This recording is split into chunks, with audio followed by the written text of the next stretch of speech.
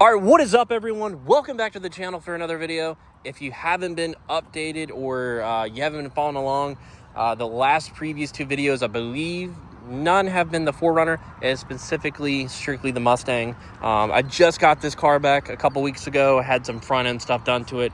The leftover stuff that I had last year carried over to this year, but that's kind of how car projects happen.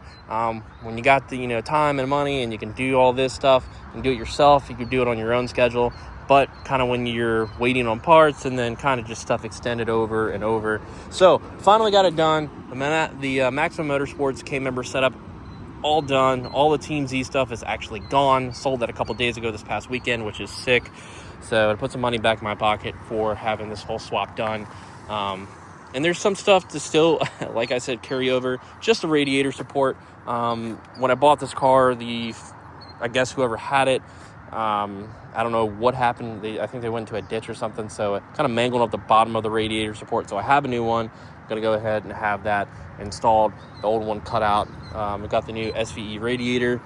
Probably don't need one, but might as well while you're there. There it is right there. Go ahead and fix any problems or just swap some new stuff over, even if you need to or not while you're there. So going into this video, I wanted to talk about something that I really haven't seen a lot of people talk about. As common as the Coyote swaps are coming, I don't know, how long has it been? It's been I think it's been 9 years since I first did the Coyote swap. I think 2016 to 2017 is the first time that I did a Coyote swap to this, because the 4.6, the original engine, it blew a spark plug. The 4.6 are kind of famous for that, but then after having a Haley coil kit fix, the engine kind of just never was the same. I think it's just whatever the spark plug blew, I think it just really fucked the motor up. But yeah, it kind of never felt the same. So a couple months later, the transmission, the factory T45, just went out. I believe the shift fork or the synchronizer, I honestly can't remember. So this car has been through two Coyote motors, both Gen 2. This is the second Gen 2. It has been through a couple transmissions, T45, a 3650 twice, and I think actually two T45s. So the other two that I put in never really had an issue.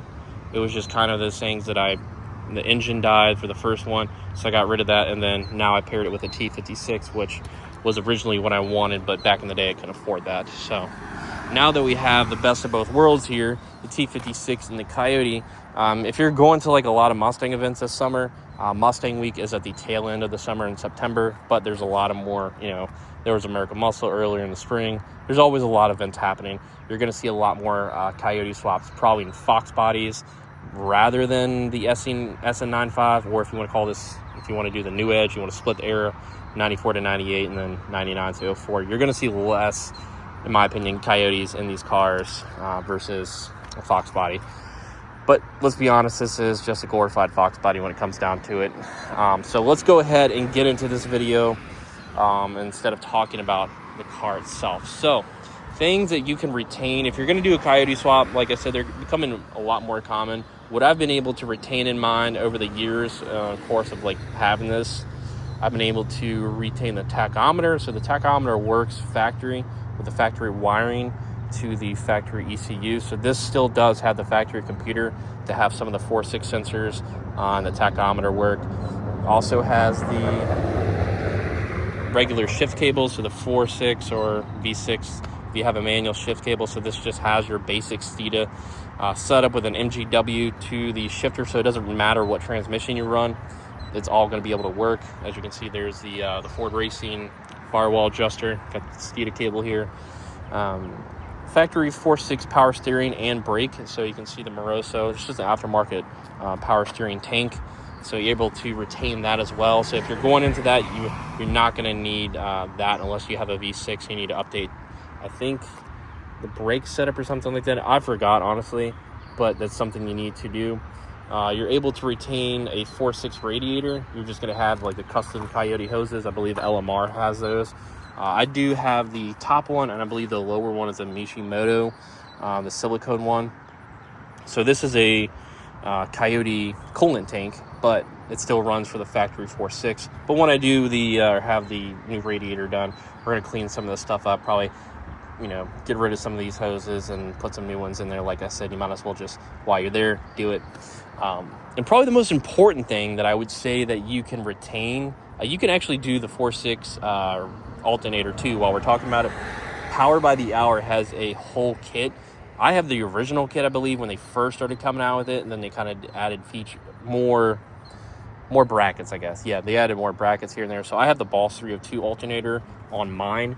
So I've had the 4.6. I had just your regular AutoZone. So what the difference is, it's flipped around. So there you go. But I kept having a problem where they would blow up because it wasn't supposed to rev that high, apparently. So I went ahead and solved the issue. It's a smaller pulley. I don't know. Like I said, it's been a long time. It's either a bigger or smaller pulley with the alternator, the Pulse 302, and Power by the Hour sells that. So that's on their website. Maybe LMR has it. I don't know. But I would check out Power by the Hour or DNA High Performance, one of those two. Get it for you.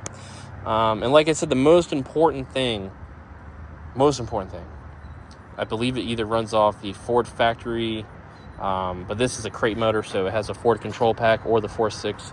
Like I said, kind of don't remember, but I've been able to retain AC. The AC works. Power by the Hour actually has, I believe, a Coyote AC entire kit. This has the 4.6, so all my AC kit is brand new, or a couple years old now, but when I got it, it was all brand new from Napa, so I went ahead and just had that all done. So I'm able to actually drive this car and enjoy it a little more than I used to, just like being able to have AC in the car. So zero issues with that. I think that's one of the most important things if you're going to have a car that you want to enjoy, that you don't take to the drag strip that much or to the track. You just kind of cruise the streets a little bit, looking for some stuff in Mexico maybe. It's really important to have AC, especially when you're driving with other passengers. But that being said, it's just only one in the car. So the other 4.6 stuff that you're able to retain is the exhaust. You're going to have the Coyote swap headers, depending on what swap headers you go with. Back when I did this, I believe BBK was the only one. That's why I had the Team ZK member.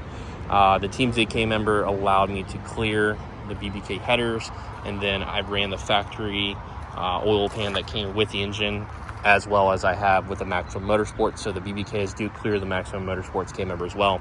They updated that, I believe, a couple years later, like probably 2019, 2020. So I'm able to do that, but it does run the factory Ford 4.6 exhaust, not factory, but any catback. So I have the MBRP. I had the Borla Stingers before for years, and then I just kind of wanted to switch it up, so I did the MBRP. It sounds really nice to me. I like it. I know some people are kind of on the fence about MBRP. I was too, but I took a chance on it, and zero issues for me. So the other stuff, brakes, I have the Cobra brakes, so you have no issues running the 4.6 Cobra brakes, as dirty as my tires are from pulling over there, I guess. But as you can see, wheels are dirty, but able to run the 4.6 Cobra front brakes, which I do recommend upgrading to bigger brakes. And as far as the suspension and stuff, if you're going to do coilovers and stuff, I've talked about it before. This is a lot of the stuff that's fitting for the 79 to 04 or 94 to 04, like the caster camber plates, or specifically for 94 to 04, the new ones here, the Maximum Motorsports. So like I've talked about, and like I just said in the past, the thing with this, the good thing is, anything performance-wise, solely the engine is going to cost more. If it's headers, or if you're doing like a supercharger, forced induction kit or something, a cold air intake, a tune or something like that with the Coyote, but you're going to benefit from it. You're getting more power out of it. The car is much lighter, but suspension-wise, it's going to cost less because this is an older platform, the Fox body platform. So let's just be honest with it. It is a Fox body platform, so a lot of the stuff is cheaper and more common for that nowadays, because a lot of those are just people use them for drag racing and stuff like that. So you're not going to get the most ride quality out of a coilover setup.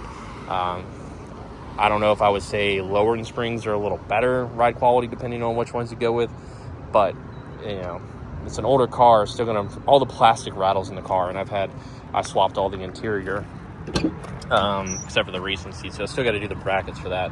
But a lot of the interior, this is just all factory stuff, and I replaced it all last summer with used stuff and then some new, but at the same time it's still cheap plastic and you can hear it rattle. It's a poor man's car, a race car, I guess. but I'm enjoying it, let's put it that way. So that's a lot of the stuff. Like I said, the most important thing in my opinion is the AC. I do like to have AC in my car. As far as the fuel system, you're going to need a return fuel system, a return style. 4 Innovations is the one that I'm always heard recommended. You can go with another kit. Depends on who's tuning your car. My car is tuned by Lund Racing, and when this thing does get supercharged, it will be tuned, of course, by Lund Racing. Anyways, I'll just go back to them, pay that $150 for the revision because I'm out of my revision window. But for an NA car, you don't really need one. It's what, a couple data logs here and there, 1 or 2, and you should be good with an NA build. As simple as this is, they see these things probably every day. But once this thing goes, you know, a simple Whipple or something, I think would be really easy for this car. Live around, you know, 600 or so, maybe 700. We'll see. I don't know. But it's going to be a fun car. As, like, I hate to say it, but as disgusting as this car looks, paint-wise, I know some people will just be like, oh, you know, you're lucky that you have this.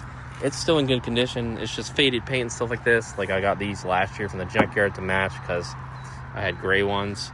I've had the windows replaced, all the gaskets and stuff. I still have to have that fixed because the first place that did it in Richmond didn't do it right for whatever reason. So a lot of the stuff is just old. It's been sitting, you know. But once it's cleaned up and once it's painted, you know, some retrofitted headlights, I think this thing, windows tinted. Still a long way to go here and there, but it's one of those things where I'm not, you know, progressively like I need to do this like I used to with this car. Because it used to be, let's do this now. I can't sit. I need this done now, so I need to find a way to get that money to do this, you know, pulling more hours at work and stuff. But now it's just kind of like, you know, when it happens, it happens. So that's the good thing about it. The car is dirty, so I do need to take it cleaned here soon, and I need to get the alignment done. So the car's pretty aligned, honestly, but just want to have it checked and everything. So the suspension's much tighter in the front. So I'd highly recommend, if you're doing like a, you know, Coyote swap, replace all the front end parts from the steering shaft to just everything new that you can. That would be my biggest recommendation. But appreciate you stopping by, guys. I hope this helps. If you're doing the Coyote swap, I've been able to retain a lot of the stuff here, from the AC, the tachometer to work, because I know the early on days where a lot of those things people were still figuring out. One person, you know, then would charge a bunch of money on how to, you know, like a book that would just show, you know, how they're right up basically. So now it's just pretty common. So, but yeah, it's gonna do it for this video, guys. I'll catch you on the next one. I'm gonna get out of here. Have a good one.